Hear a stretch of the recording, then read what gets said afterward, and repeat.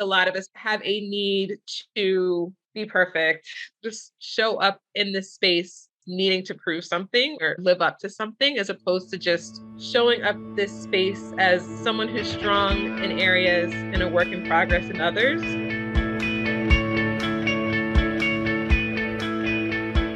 Welcome, everyone. I am so happy to be here today with Kamilah Martin. Kamilah, welcome to What the Fundraising. Thank you. Thank you. I'm excited to speak with you, Mallory.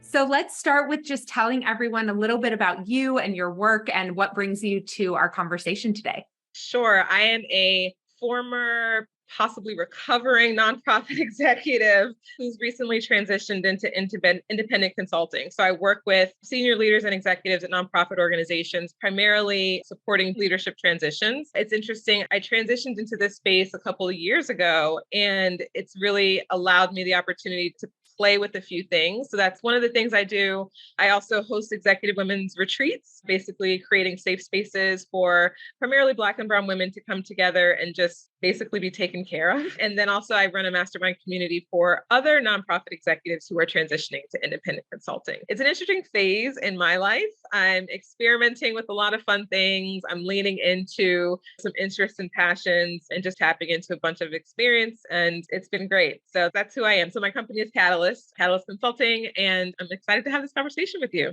Yeah. So before we clicked record, we were talking a little bit about what's been top of mind for you recently, particularly around what's happening in the executive leadership conversations you've been having. And this topic of ego came up and how women navigate ego in leadership positions. So why don't you start us off by just talking a little bit about that and what you were sharing with me?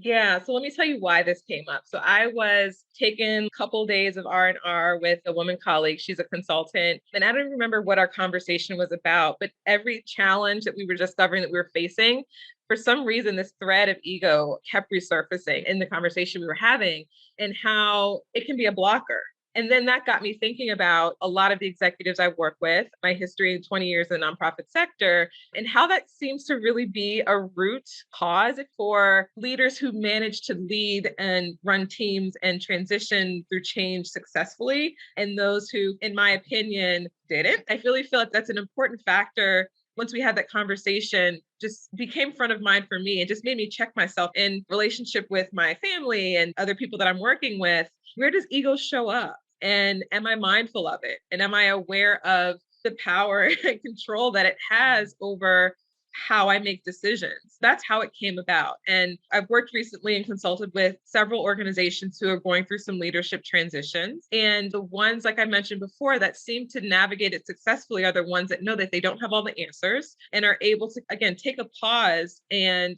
recognize when what's showing up is really a solution to a problem or them protecting something within themselves or trying to continue some sort of narrative that they might have for themselves. I would love to kind of explore this conversation with you, this topic with you. I don't know where it's going to go, but for whatever reason, it's just something that's been coming to me a lot over the past couple of weeks. I think it's valuable for leaders to kind of just take a look in a mirror sometime and say, is this what's really happening? Is this really real? Is it my perception? Is it my ego? I love it. Can we define ego? Like for the purposes of this conversation, like how would you define ego? Oh, so sense of self, right? And the relationship between self and reality and how strongly self is showing up or your relationship to self and others. Ego to me just means how am I showing up in this space? What space am I taking up in this space? Am I aware of the variance perhaps between me and the space I'm taking up and how I'm moving through this space and what the reality is or what someone else might need? Just an awareness of self. Yeah, maybe you did look it up beforehand because I just did. So we had it. And the first definition that comes up is a person's sense of self-esteem or self-importance. But what's interesting to me about that is related to what you said before, the way that when ego really gets in the way of leadership is when we are protecting it at all costs. But then that makes me think that that's because we have a very binary vantage point of what deserves our self-esteem or our self-importance. So we must be valuing having all the answers as the thing worthy of giving us self-esteem. if not having all the answers would damage our ego. Woo! You wanted to Yes. go there. Yes, I'm glad we're recording so I can go and write that down. Absolutely. I think that's exactly what it is. So I have an example of a transition where someone was exited from an organization. The executive director had a choice of how do you handle that situation? You can handle it with a sense of strength and perhaps authoritarianism. That's a direction you can take. You can be overly vulnerable and too communicative about what's happening. You can bring in outside expertise to support in that transition, to understand maybe I don't have all the answers and there's someone who is specialized in this area. And I think what's been interesting since I've been in this consulting space, which is we're all coming in with our own expertise, is the organizations that seem to do it well are organizations that recognize what they have, the strengths that they have, and then be very vulnerable and honest about what they're missing. And instead of trying to pretend and be cheap about it or act as though, again, they have all the answers, they're willing to find some help. And think about ourselves, right? In personal relationships, if I'm lacking in something, therapy is what you do. I'm so grateful nowadays that we're having those conversations more. There are people who are specialized in certain things. There are people who have gifts that other people don't have. And I think it's smart. It's good human practice to check yourself, recognize what your self is in this situation, and get support if you don't have it. So yeah, the ones that seem to have done it well either got support or had a really strong, cohesive team internally that were able to really, again, pull on people's strengths kind of within that space. And the board tends to be more supportive of those organizations, or the board can tap into their resources often and bring people in, or again, even use the board's experience in these sorts of situations that keep humanity first. Like I'm always about keeping that perspective of keeping humanity first. I understand bottom line, I understand strategy, I understand donors, but I really feel like the ones that are successful are the ones that recognize that, but keep humanity and people and spirits and energy like all part of that priority list. I don't know where we went with this, but I think that's an example that I have of ones that seem to do it right. And the ones that don't do it right are ones that think they know everything. Maybe that's why it's been top of mind. I've seen lots of turnover happening within our field. It's happening everywhere. People are really searching for spaces where they can feel that they can be their full selves, or they can use their strengths, or they feel supported. And I really think in our industry in particular, because a lot of us go into it with altruistic reasons and very needing to feel a connection to the mission and the people and the organization, it can really do us a disservice if we're not paying attention to how we're showing up, how our leadership is there or not. You know, what you're also making me think about is that I think in the nonprofit sector, actually, because there is a lot of altruism happening and because there is a lot of helper energy amongst the leadership, I think we see a lot of deflection around the need to look at ego because we're martyring ourselves for our mission. And so we don't, like, of course, this wouldn't be about me because I'm sacrificing myself on the line for this cause. And when I see toxic ego in organizations, it's very much related to the relationship between those things. It's actually, I think, a little bit less about, I think I know all the answers, and more about deep down, I don't feel the sense of importance that I want to feel. And so I'm protecting that with all my might. And I'm not looking at it deeply because I feel like I have a good case for why this isn't about me. Yeah, I'd agree with that. And I would say that organizations whose founders are still involved is a whole other beast of that puzzle. Those are some of the trickiest spaces to navigate, I think, around this whole ego conversation. When does it shift from the me to the we? But yeah, I 100% agree with that assessment as well. It's an interesting space that we work in. I think every organization I've been in the nonprofit space, and there have been a lot, for the most part, it's good people trying to do good. And I think the misstep is the projection. Yeah, I think there's a lot of systemic issues in our sector that lead to people being on the defense in a lot of different ways. And so I think that's also the hard piece around the ego conversation is, on the one hand, we want to be building up the self-confidence of leadership in this sector. That's really important. But to me, self-confidence is knowing who you are as a leader, standing in integrity and alignment, not knowing everything, but knowing who you are. And that means knowing what you know and knowing what you don't know, or sometimes not knowing what you don't know, but being willing to hear it and take accountability for it. But that's different because it's about building inside instead of a projection of importance externally. Yes, let's talk about the systemic stuff. Let's talk about the power dynamic between the nonprofit and the funders. How does ego play into how, this is a big conversation that's happening now about decentering foundations and philanthropies, decentering themselves and making the grant making processes more democratic, more valuable and effective for those who are out there actually doing work.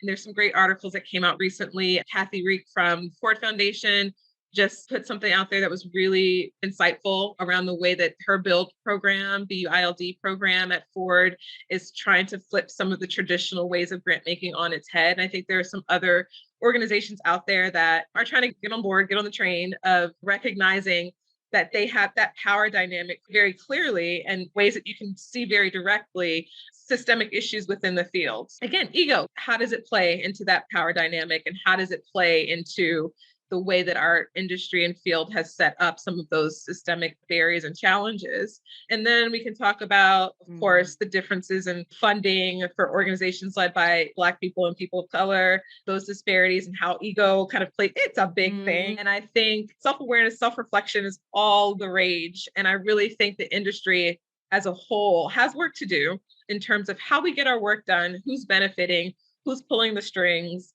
These big kind of galas, is the purpose of them really serving the purpose? Is it to serve the self and the ego? There's so much conversation I think we can have about this. I think it extends through so many systems and structures in the business world. Like now that I'm an entrepreneur and kind of exploring this space, it's really interesting to see a lot of the similarities in venture capital and how you can get indoors and in rooms, the network, the social capital. So this conversation is going deep, fast.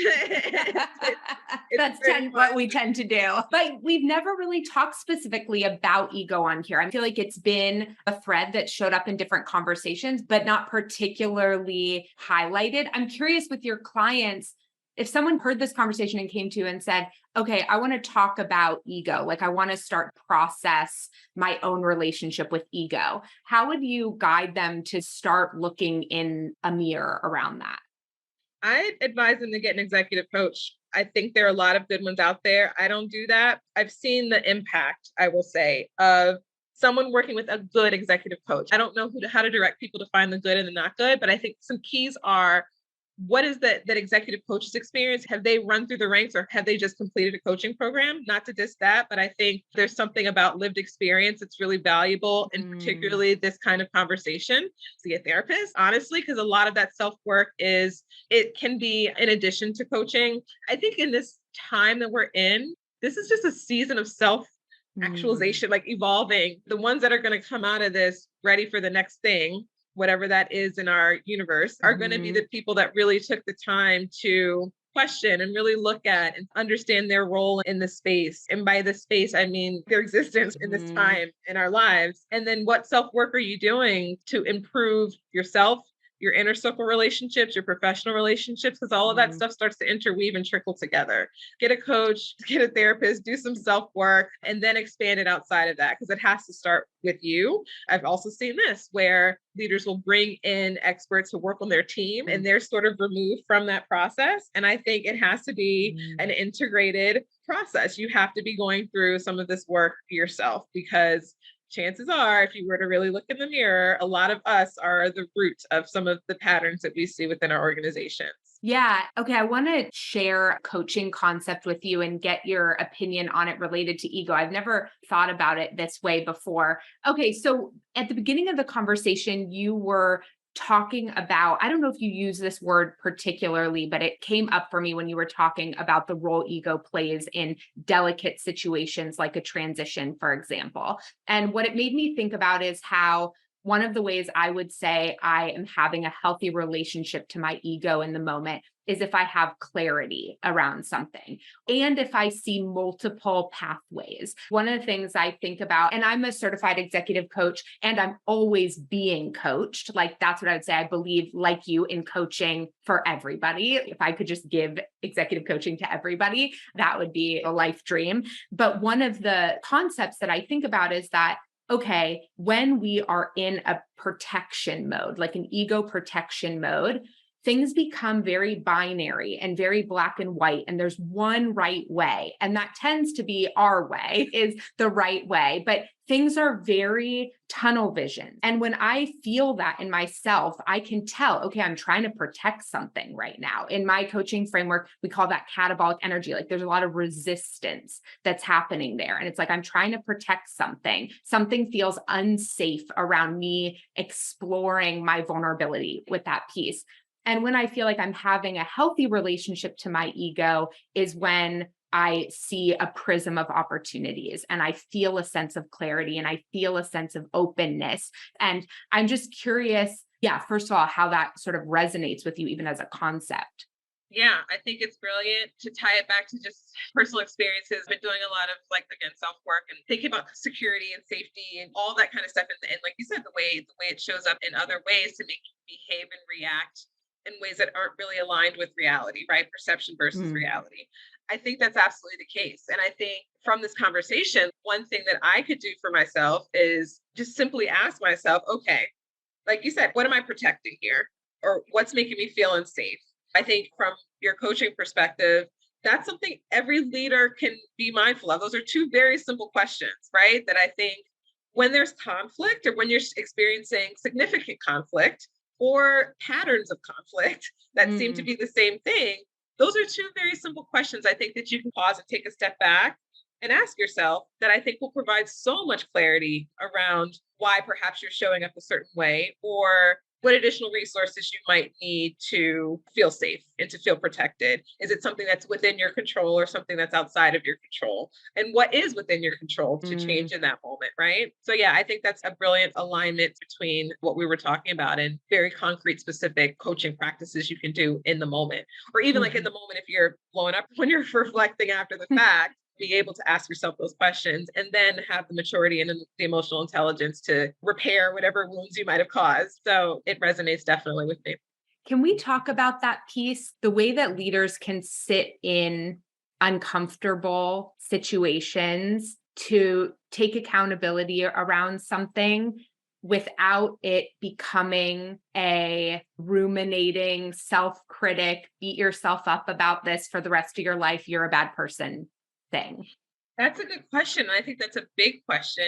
And I think that's part of the self work. Not everybody is naturally equipped with that ability, again, because of whatever past baggage they might be bringing to the table or with the ability to kind of just be in that moment and to be mindful and still in that moment. There's two examples that come to mind. I was in a board meeting one time and things were really strange and crazy. And the interim ED to just destabilize everything and deflect it and just Mm. required people to take stock and stake and where we were in this moment and what was really happening. And I just thought her approach was just so brilliant in that moment, but it took an incredible level of self-restraint and also mindfulness. Like she had to have some practices and something to be able to help her not absorb everything that was going on around her that was just incredibly toxic and odd. I don't know how to answer that question. Unfortunately, I think it really goes back to the practices that you were doing as a leader to protect your peace so that Mm. you make sure in those moments you can take a step back. But nobody's perfect. I've blown up with my husband. It's really hard when you're feeling pushed and triggered to sit there in a space of kind of attention and mindfulness and just be in that space.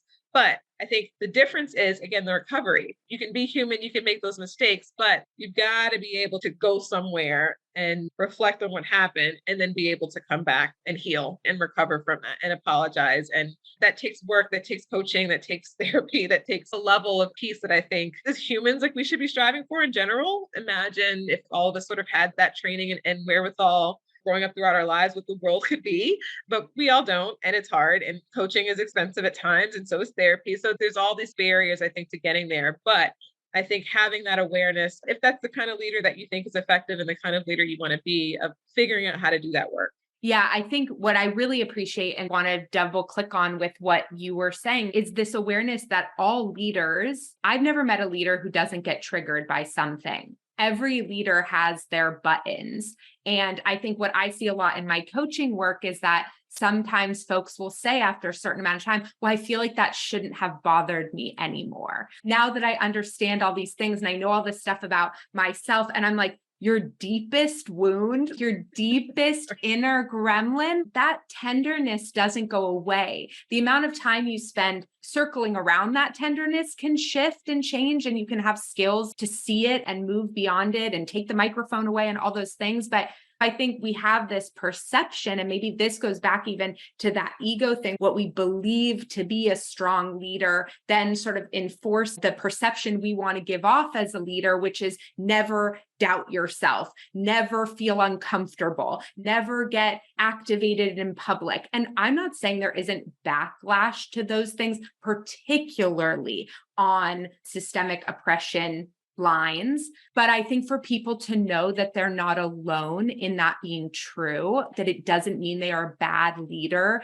because those things happened, and that the leadership is in the recovery, is a really powerful concept. Absolutely. And it's so true. You can have the healthiest culture and environment within an organization and mess up. And it's just all about how you repair, is what I've seen. I've done it. I've messed up. What tends to, I think, lead to my success really in leading teams and organizations. One is out the gate, I don't come in pretending to know everything. I come in very strong in what I'm strong in, and I allow other people to show up and highlight and be successful in the areas that they're successful in. We're human, and there has to be some grace for that too.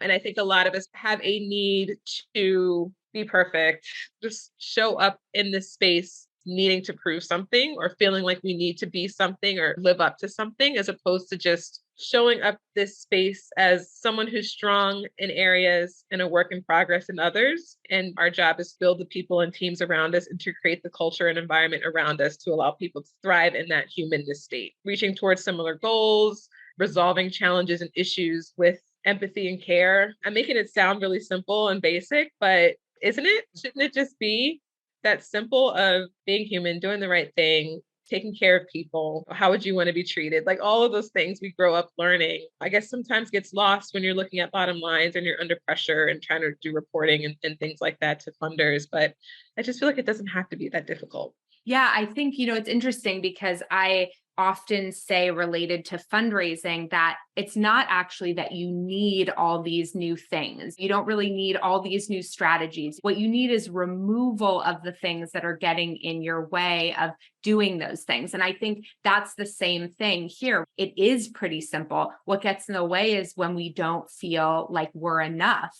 And then we set up all these things to prove to everyone that we're enough. And in doing so, we cause tons of harm. We hoard power. We hoard resources. I would say that one of my big untanglings with perfectionism came to my personal anti-racism work and recognizing the way that my perfectionist tendencies were harming people.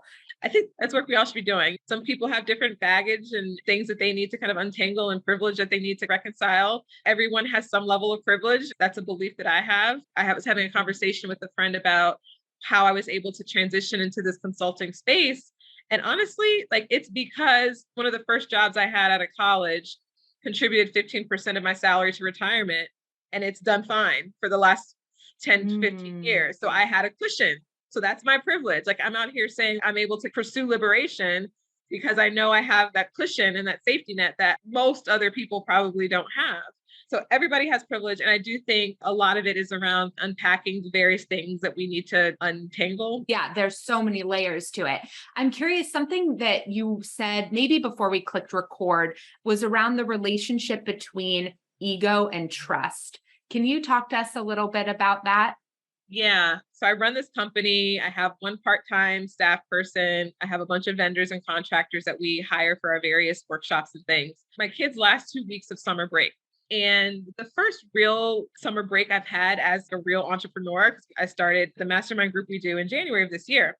So I had to really reconcile wanting to disconnect, but also wanting to make sure stuff ran the way I wanted it to run. I found myself, this ego thing came up in that moment too. Because I'm like, okay, I have to, again, decenter my expectations, decenter this bam, bam, bam stuff that I know needs to happen, my sense of perfectionism and need for things that need to happen, and trust that my fabulous part-time administrative colleague is going to handle it. I set her up, since we've started working together, hopefully in a position to be able to thrive and succeed without me breathing down her neck.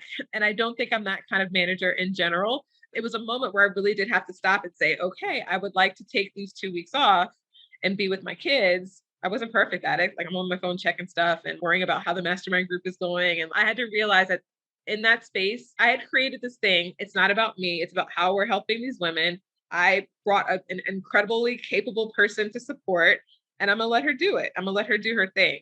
And I thought as leader of my company, I keep doing this. Like it's a company. You are, yes. You are actually the leader of your company. As a leader of my company, I had to just be okay stepping back and trusting that she could handle it. And I've had managers who never have trust, who never have the ability to step back and take a vacation, or who think they don't have the ability to step back and take a vacation because they're going to come back to a bajillion emails or something's going to go wrong. I turn that on self, like safety, protection. Like, what about you makes you feel you can't turn off? What about me made me feel like I wanted to check in to see how many people showed up for the mastermind webinar? So you get constantly untangling, unpacking, all of that stuff. And I really think, again, going back to leadership, decenter yourself when needed and trust yourself that you've built a capable group and team to run with things that when they need to be run in your absence. And of course, that can't happen all the time, but for your own sort of self-protection and self-care, like you need to be able to keep those two things in mind so that you can be full. Yeah. And I wonder, how do you think about supporting a leader to have a healthy relationship with ego in relationship to their board? Like you brought up that example before, but one of the things that was so hard for me as a nonprofit leader when I was running an organization was the board. And I had actually like a pretty wonderful board. I had one very toxic board member and I had 12 wonderful board members.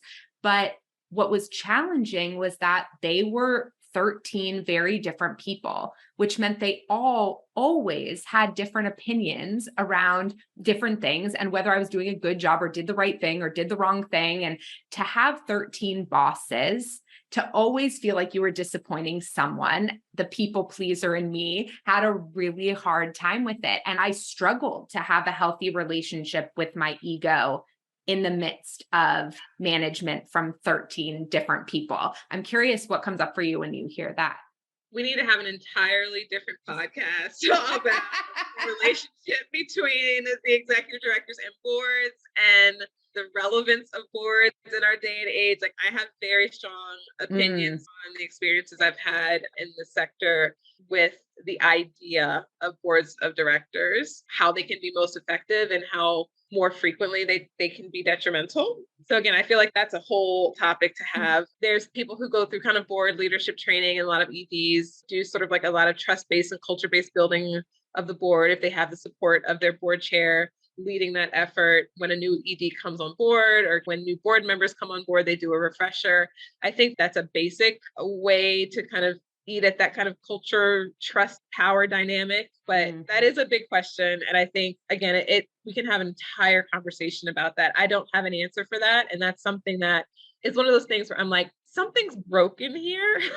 I don't know the answer other than completely uprooting the way the 501c3 legal structure is required. And, I don't know if it's different because I haven't had experience in for-profit boards, but I don't know if it's different because it's a volunteer position in nonprofit spaces versus with corporate boards, you have, again, the bottom line to kind of help make decisions. It's about, are we making profit or are we not? Are our shareholders making profit? Are they not? So it makes it more black and white and cut and dry in some sort of other unhealthy ways. But the nonprofit board ED dynamic and just structure and system is just something I think we need to evaluate. And I think it's counterintuitive to mission-driven organizations, I think, in a lot of ways. I've seen one healthy nonprofit board in my entire 20-year career that I've worked in nonprofits. I don't know why they were so healthy when every single other one I've seen had very strong unhealthy elements to it. Maybe two. There have been two. I don't know. That's a big question. That's a big question. And I think it's something that we need to be exploring in our space because so much starts and ends with the board in terms of how much money you can raise, how much you can work towards your mission,